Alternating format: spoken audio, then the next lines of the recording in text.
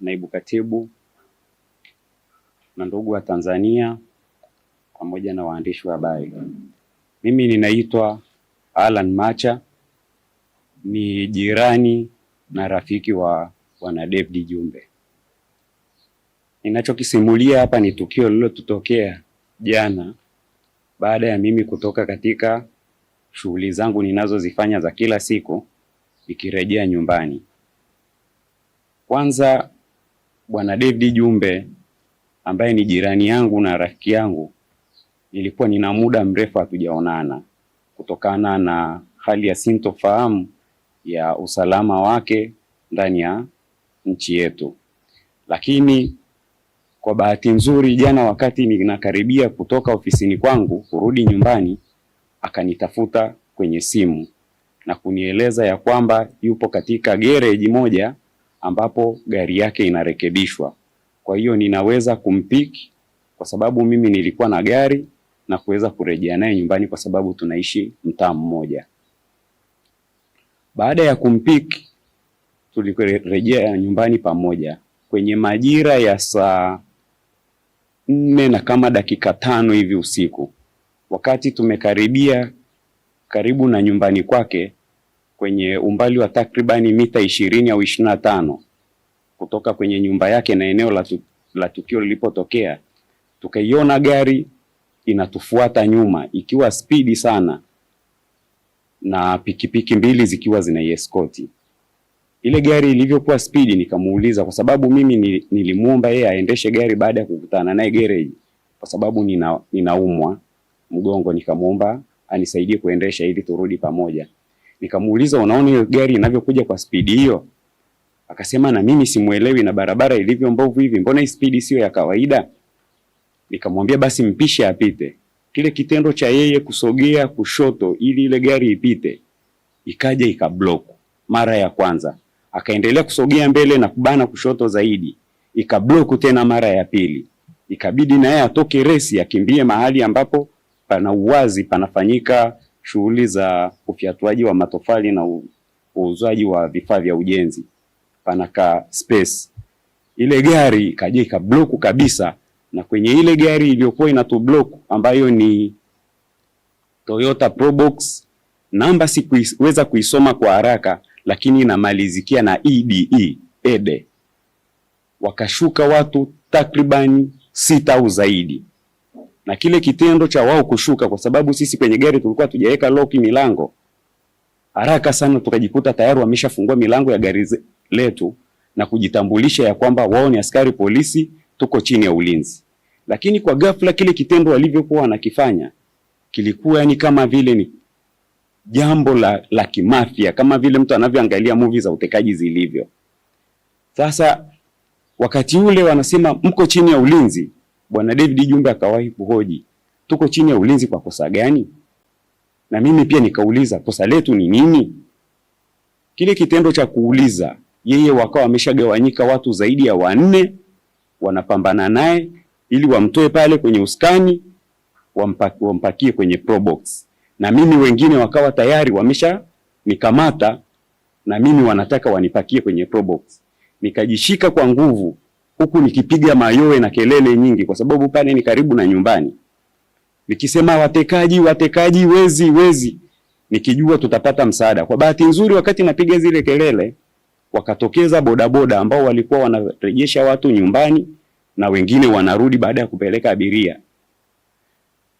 Wakawa na wao wameshuhudia lile tukio, na kile kitendo cha wale watekaji au waliojitambulisha kuwa ni askari kuona watu wanakuja, wakaingia naye kwenye ile Probox na wengine wakagawanyika wakaingia kwenye ile gari yangu, na gari yangu ndio ikawa ya kwanza mbele kuongoza msafara wa kukimbia. Kwa vile bodaboda walishafika na sisi tulipiga makelele mengi, ikabidi wazifukuze. Mimi wakati napiga kelele nilibahatika kutoka na simu yangu. Kuna rafiki yangu yuko maeneo ya karibu na Mingoi, ana kapabu ka grocery fulani hivi pale, na huwa kuna mara nyingi mimi huwa nikitoka ofisini naweza nikapita pale spendi muda kidogo pale na kwenda nyumbani. Nikampigia simu nikamweleza scenario ya tukio lililotokea na gari yangu anaijua. Nikamwambia gari yangu tumetekwa na wameondoka na gari yangu na wameondoka na jirani yangu Jumbe, nilikuwa naye kwenye gari. Naomba kama mnaweza mweke beria ili wakifika hapo tujue kweli ni watu gani.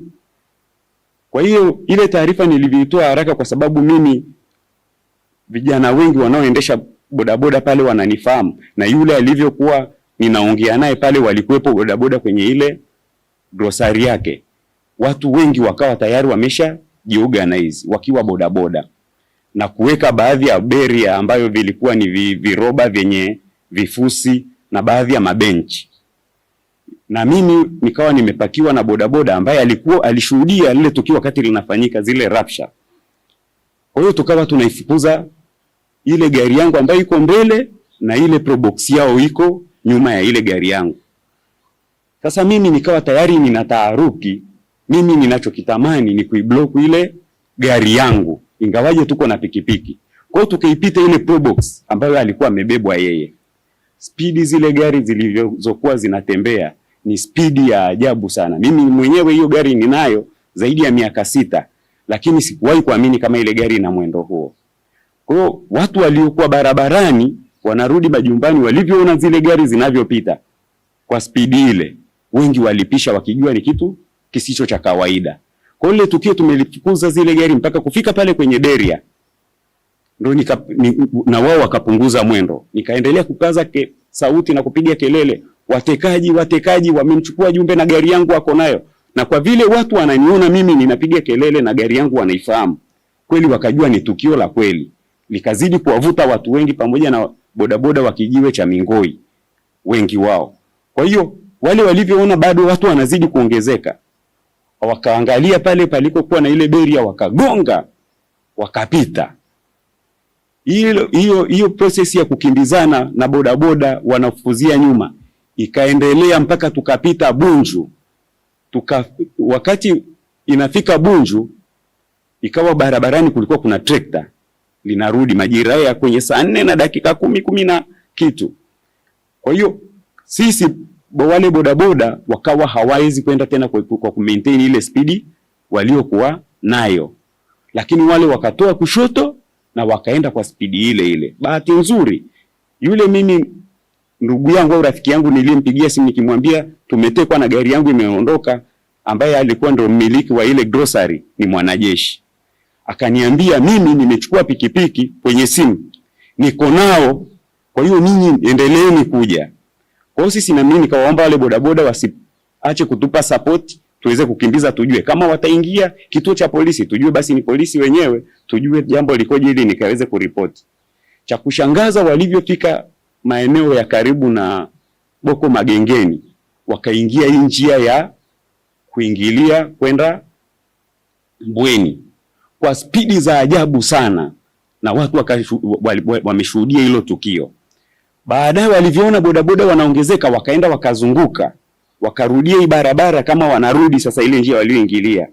Walivyofika maeneo ya ile baa moja inaitwa Mashati, wakafyatua risasi kama 2 juu ili watu wapungue, lakini bado bodaboda wakaendelea. Wakafika barabara ya mbele yake, wakaingia sasa moja kwa moja hii barabara ya kunyoosha kwenda Mbweni kule kuliko na ule msitu wa eneo la usalama. Walivyoenda wakafika pale kwenye ile beria, kwa sababu ile barabara ina beria. Walivyofika kwenye beria hawakwenda tena kwa spidi ile, wakapunguza spidi na baadaye wakazima magari wakapaki, wakashuka wote ndani, wakafyatua risasi nyingi sana kuelekea kule ambako bodaboda walikuwa wanazifukuzia. Kwa bodaboda wengi na watu ambao walikuwa wanasogea wakaona ile taharuki, tukaanza kurudi nyuma kwa kukimbia pia. Walioweza kugeuka na bodaboda walioweza kukimbia kwa miguu. Lakini baadaye bodaboda wakasema hapana, tusikimbie. Maana walivyofyatua zile risasi walifika mahali wakatulia. Lakini lile eneo ni eneo la usalama na pana beria. Bodaboda hawakudhubutu kuingia, na kwa ile situation ya wao kufyatua risasi ikapelekea pia watu kuwa na hofu ya kwenda. Kilichotokea baada ya lile tukio la ufyatuaji wa risasi kutulia, wakawa kuna baadhi ya bodaboda walitoa mawazo pale. Akawepo bodaboda mmoja aliyekuwa na namba ya OCD, akampigia simu akamweleza scenario ya tukio ambalo ameliona, akamwambia na muhusika wa gari ambayo imechukuliwa yupo hapa, msikilize. Sikuweza kujua alikuwa amempigia OCD wa wilaya ipi, lakini mimi nikamwelezea scenario ya jambo lilivyo. Akanisikiliza, baadaye akaniambia sawa. Tulivyoendelea kukaa pale, baadhi ya ndugu mimi wakawa wameshapata taarifa ya kitu kilichotokea. Nikawa ninapokea simu za kuniambia nirudi nyumbani, kama mimi nimeweza kutoka nirudi nyumbani.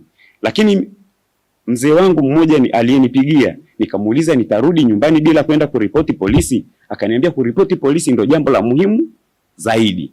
Nikatoka pale kwa sababu tukio lilipo na kwenda kituo cha polisi Mbweni ni karibu.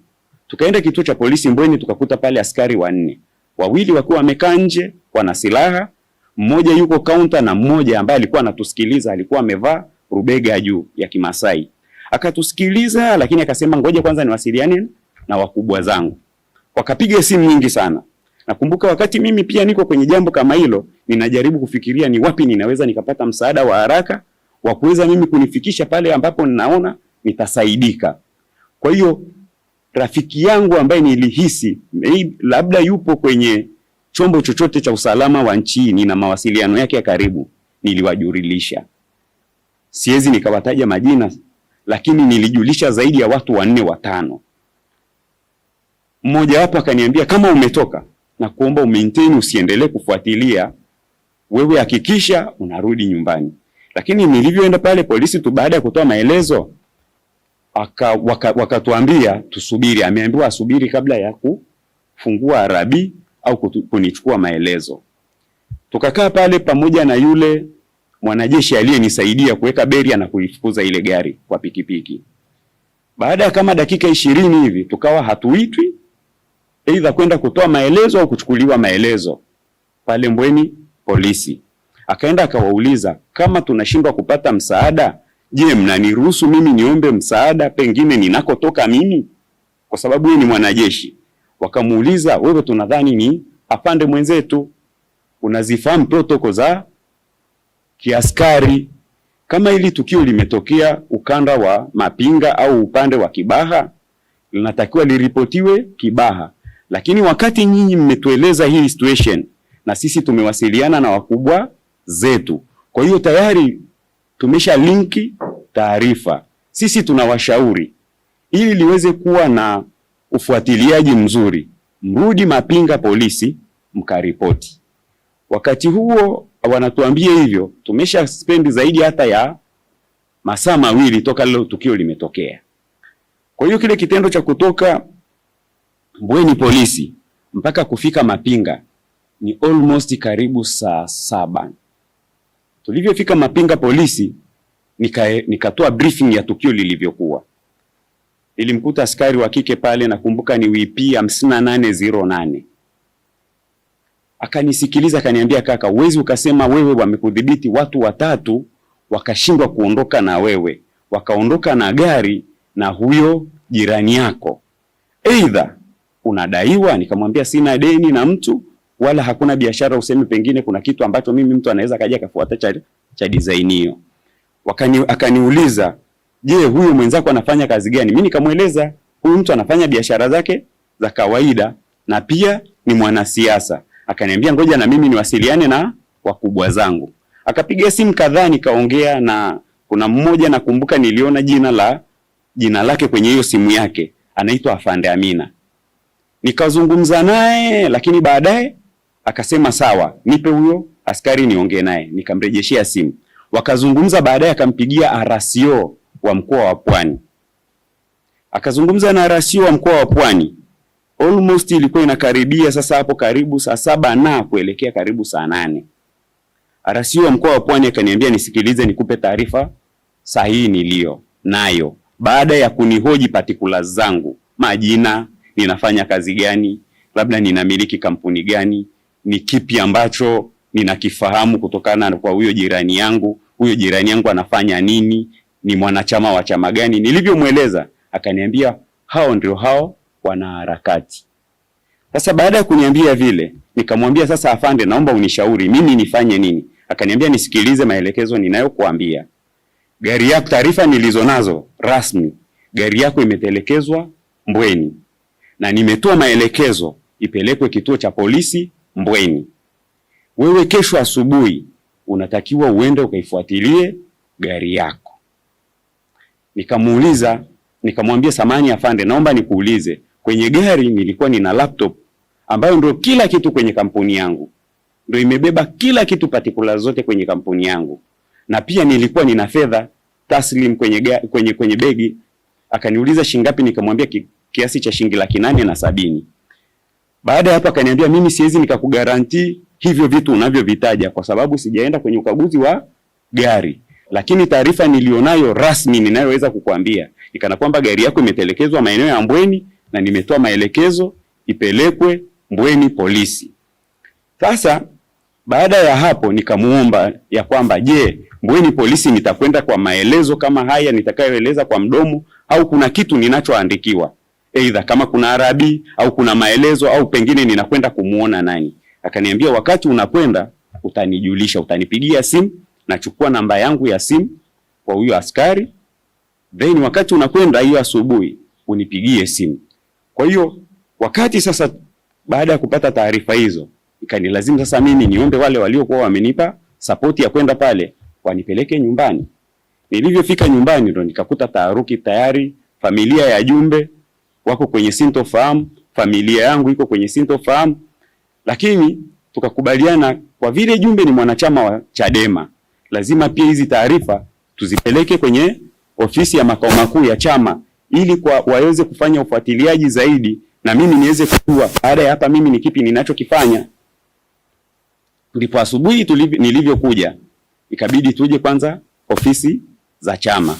Tukiwa hapa ndipo katibu mkuu ananiambia amepata taarifa, naibu katibu mkuu amepata taarifa kutoka kwenye familia niliyoacha nyumbani ya kwamba bwana Jumbe amepatikana, lakini hali yake ni mbaya na yuko na pingu. Wakati niko kwenye maelezo ananieleza, ndo tukauona ugeni wa maafisa wa polisi wamekuja kwa ajili ya mazungumzo na naibu katibu mkuu, na mazungumzo yao waliyofanya ni kama vile alivyoeleza naibu katibu mkuu. Kwa hiyo hiyo ndio picha halisi ya kile ambacho kilitokea mpaka sasa hivi. Nashukuru sana. Sasa